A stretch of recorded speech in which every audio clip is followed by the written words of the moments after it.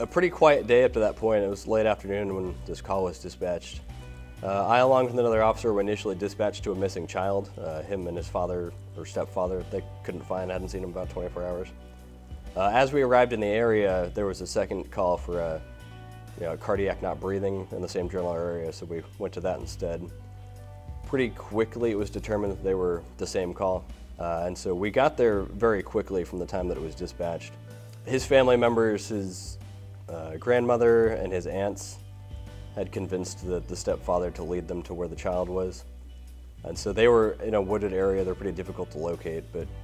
So we walked in, found the child. He had very obviously traumatic injuries.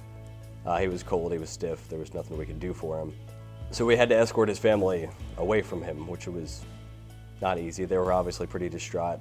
The youngest are in the best of shape, so we had to actually kind of support them and walk them out and carry their weight on our shoulders, kind of a thing, to get them out of the woods where we were. We very quickly identified who the suspect was. This child had been left alone with his stepfather for a number of days. The stepfather eventually called family members, said he messed up, that he was injured. Then eventually he led them to the body, and then as they called 911, he stole his sister's car and fled.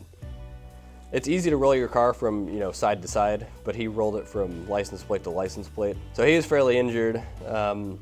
We knew we needed to talk to him right away before he had a lot of time to think about what had happened. He was still in the moment, not making up a story and stuff like that. So it was determined that I was the best candidate to go speak to him. So I've had this before with child deaths. The first one I went on, I had a 4-month-old, and my son was 4 months old, as a 3-month-old sits. But I had a 3-year-old boy at the time, so you try not to connect them to each other and how can this happen? Could this happen to my kid? But it's you kind of have to put the emotions aside and just let them come out when it's appropriate. Tuck everything away for a while and then just do what you would do with any other death investigation. In the days and weeks afterwards, you just kind of have to deal with it slowly. I had a little bit of decompression time between handling the body and then going to the hospital. It's about a 45-minute drive. So I had some time to kind of process just what I needed to at the time and just tuck everything away. And you go through all the stages of grief pretty quickly. So I kind of settled on anger a little bit because I could work with that.